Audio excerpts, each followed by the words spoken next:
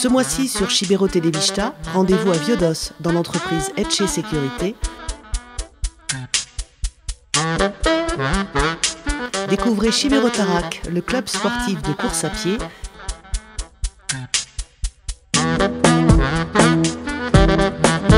Et Face de Mob à la rencontre du métier d'artificier.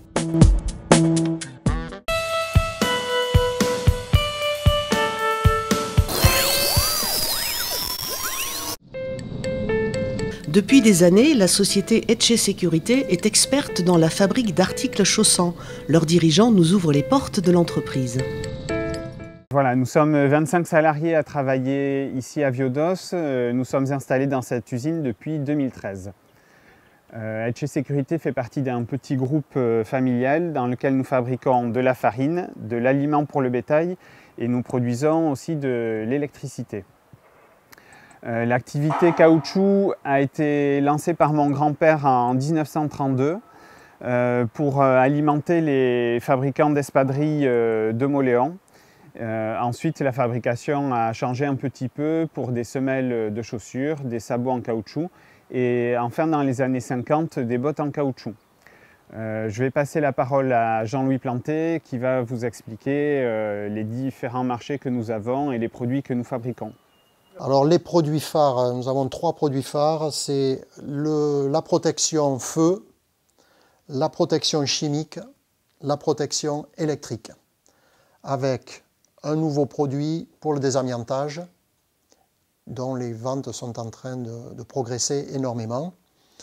Nous avons également pour le canyoning et la spéléo, la chaussure canyoning, nous avons la botte spéléo.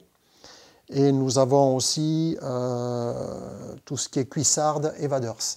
La spécificité, c'est que toutes nos bottes sont dans des caoutchoucs formulés qui ont des propriétés vraiment bien spécifiques. Et nous avons aussi, je dirais, un appareil de fabrication qui est très particulier, donc qui est le moulage par compression, qui fait que nous sommes les seuls en Europe à utiliser cette méthode de fabrication. Nous fabriquons environ annuellement 60 000 paires de bottes, avec 40% pour le marché domestique et 60% à l'exportation sur donc Moyen-Orient, Proche-Orient, Extrême-Orient, Amérique du Sud, Afrique et aussi bien sûr l'Europe. Nous avons un staff qui est assez léger. Nous avons deux secrétaires ADV, moi-même.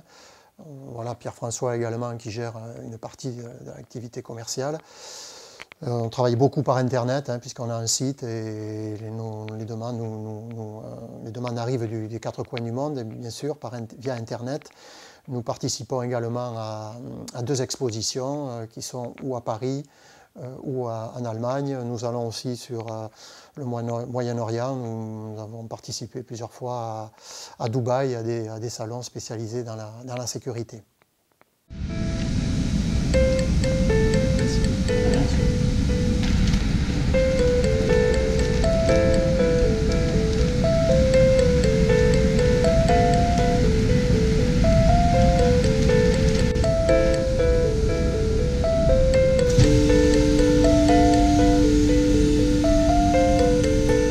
C'est dans l'atelier préparation que tout commence. En suivant une formule similaire à une recette de cuisine, Claude pèse chaque ingrédient de la formule nécessaire à un mélange de 60 kg. Les principaux produits sont le caoutchouc, naturel ou synthétique, la silice, les colorants et le soufre, indispensable à la vulcanisation.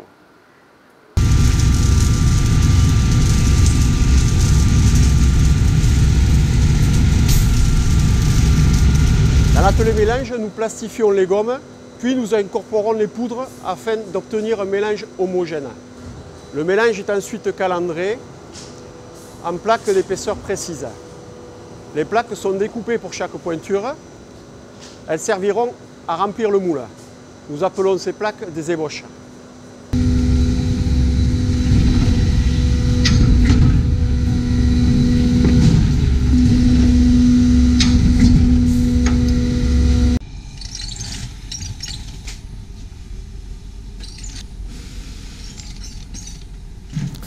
Dans l'atelier de piquage, nous allons retrouver 3 piqueuses professionnelles qui vont s'affairer à découper et assembler les différentes pièces de tissu qui vont constituer la doublure intérieure de la botte de sécurité. Les différentes opérations de montage et de piquage formeront une chaussette incluant la semelle anti-perforation. Dans mon métier, la plus grande difficulté, c'est que ce soit bien assemblé et que ce soit bien au bord, que le tissu soit bien au bord de la composite. Quand je loupe, je le défais, je recommence jusqu'à ce que ce soit bien. C'est très minutieux et c'est agréable. Oui. Moi, j'aime.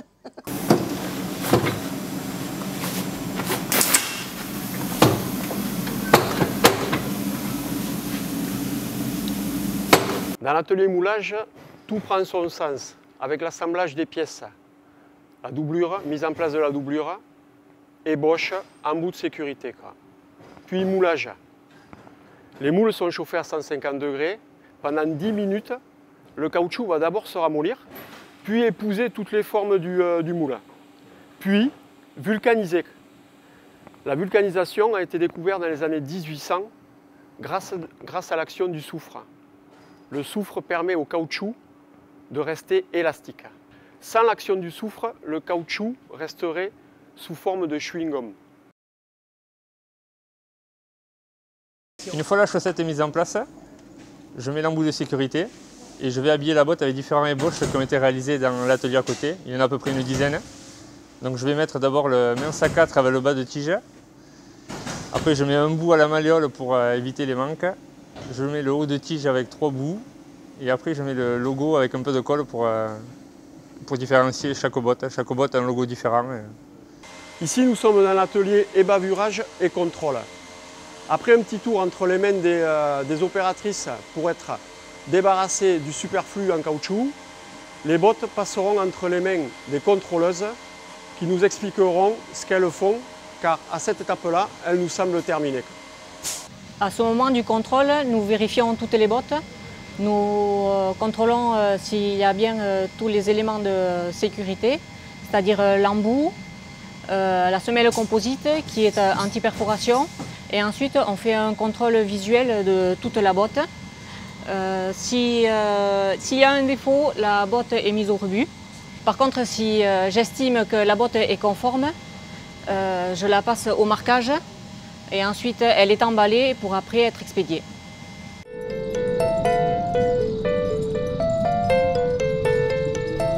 J'espère que cette visite vous a plu.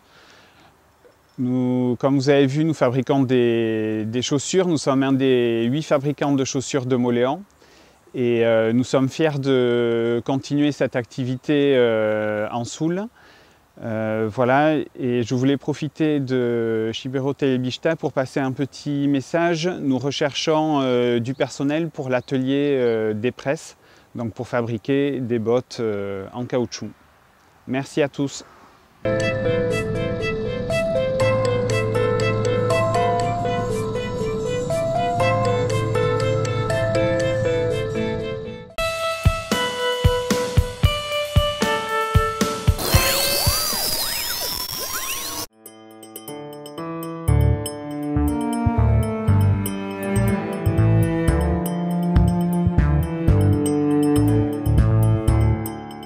On les croise sur les routes de Soule, les coureurs de Chibero Tarak, fiers de porter les couleurs de leur club.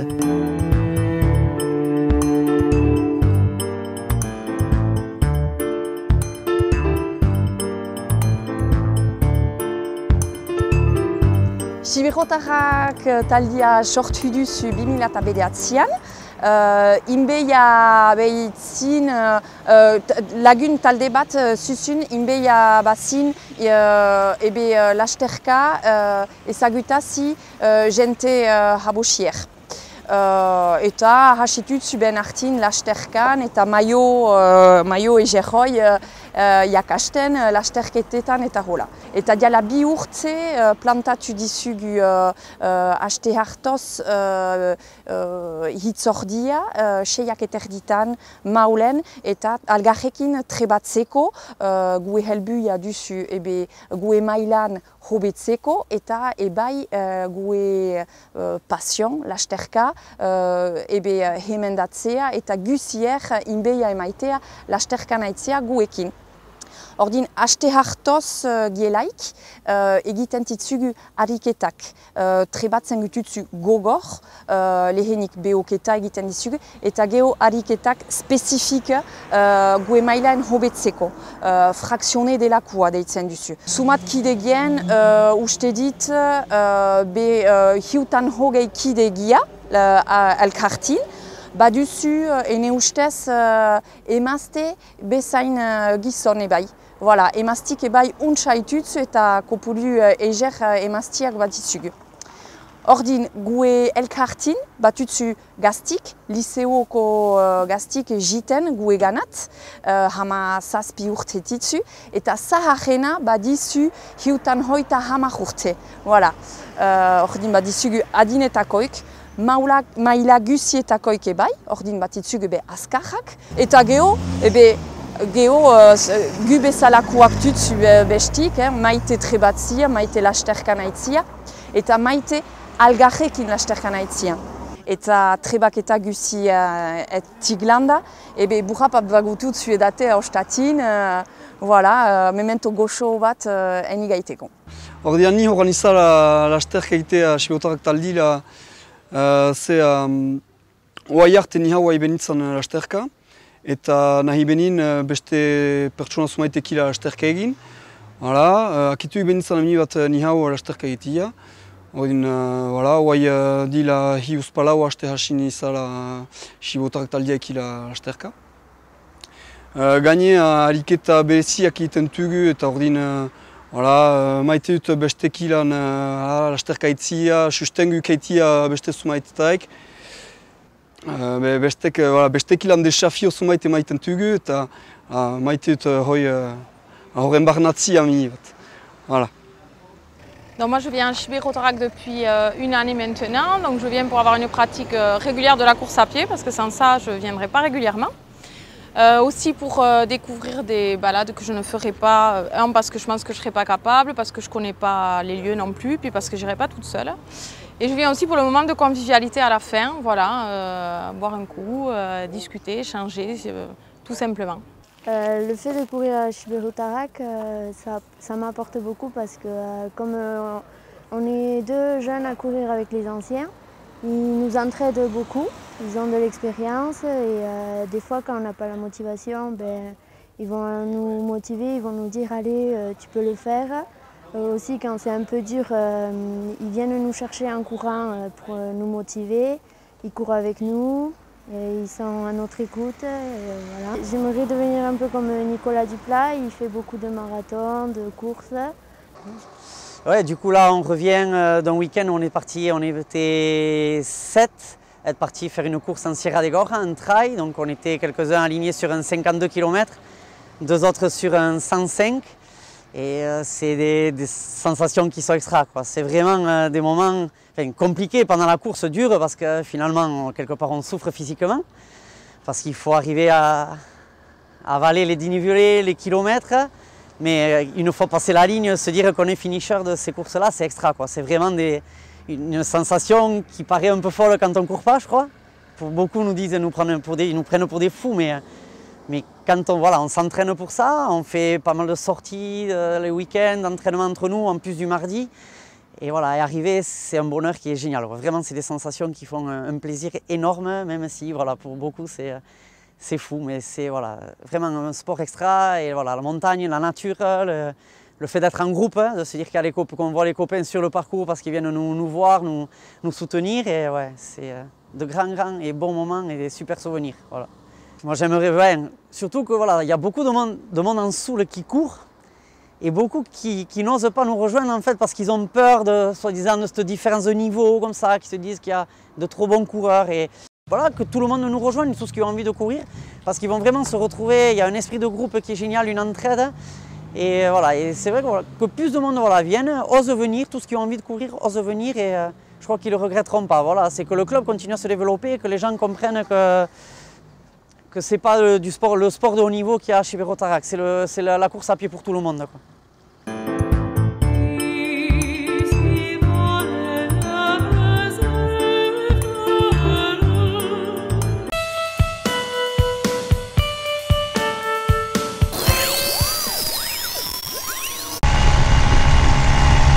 tous, bienvenue pour ce dernier Fast Mob, puisqu'on est au mois d'octobre et cet hiver je pose la mobilette. Je vous redonnerai rendez-vous au printemps. Et pour ce dernier Fast Mob, je vous amène dans l'Île-Chance à la rencontre de couple d'artificiers, un couple d'artistes, et qui vont nous raconter leur métier et leur passion.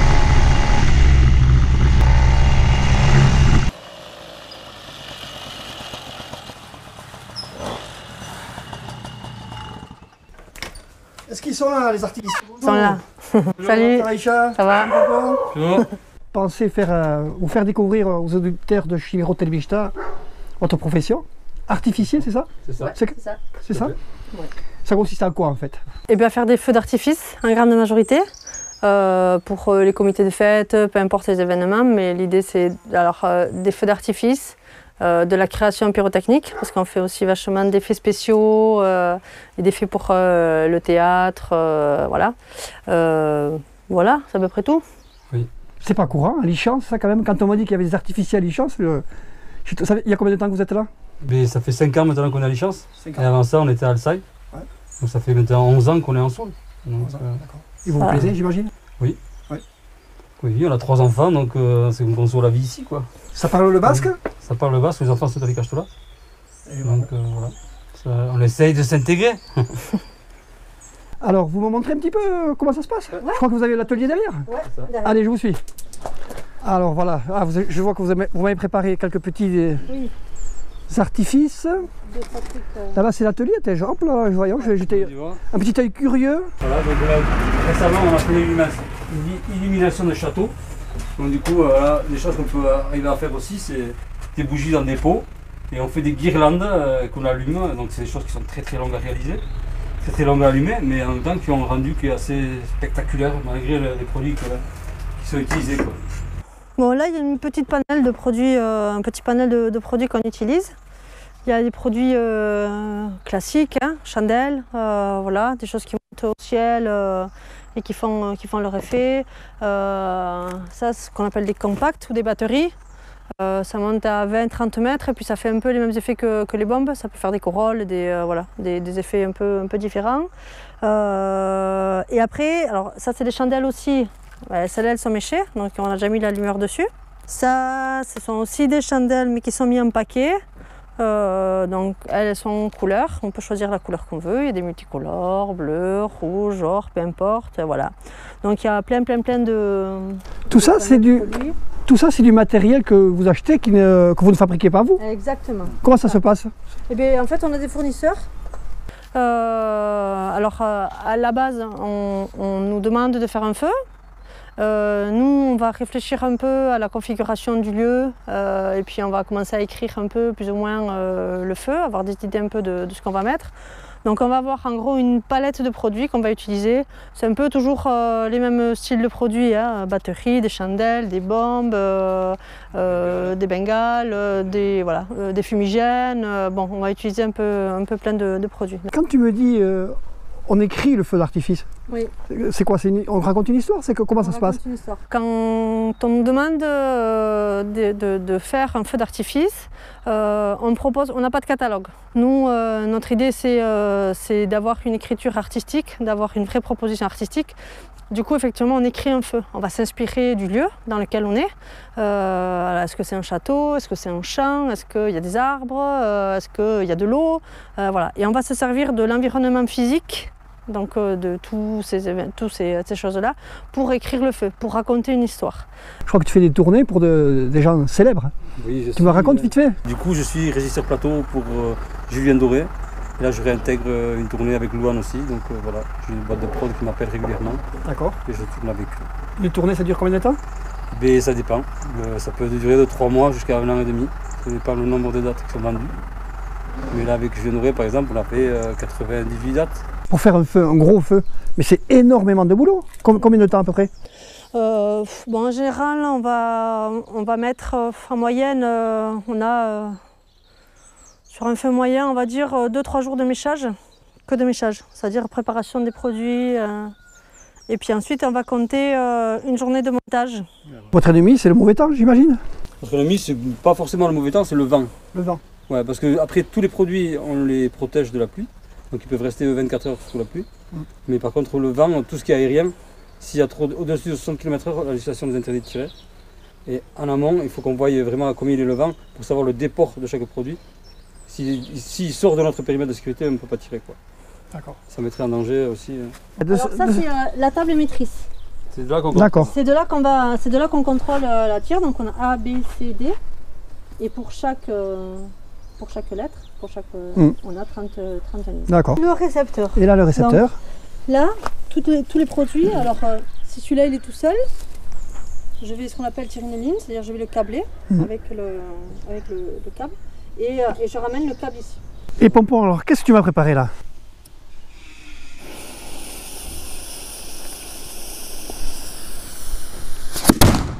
Oh putain. Tu as vu? Tu vois, là c'est une mèche lente, comme je disais tout à l'heure, c'est 1 mètre seconde. L'autre quand elle s'allume, là c'est 20 mètres secondes, ça va super vite. C'est là, elle va monter à 130.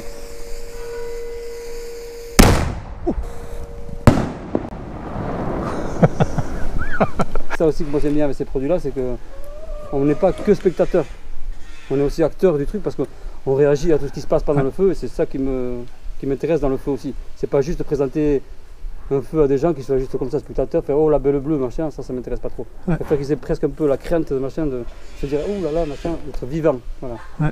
C'est du spectacle vivant quelque part. C'est quoi ce fumigène là? Ça c'est ce qu'on appelle des bengales rouges, c'est des fumigènes de bateau. C'est des choses qu'on récupère dans les coopératives maritimes. Eux ils sont obligés de payer pour les détruire. Donc plutôt que de payer, ils préfèrent nous les donner. Et nous on les a acheté des produits qui sont homologués, ceux-là ils sont déjà homologués, donc c'est pareil. Eskerrik goitzat placer handi bat hartzen dizugu eta lan ekitea Siberuan, Siberutik abiatzea eta eramaitea goelana Frantsia osoan eta Euskal Herria osoan. Mila esker deneri.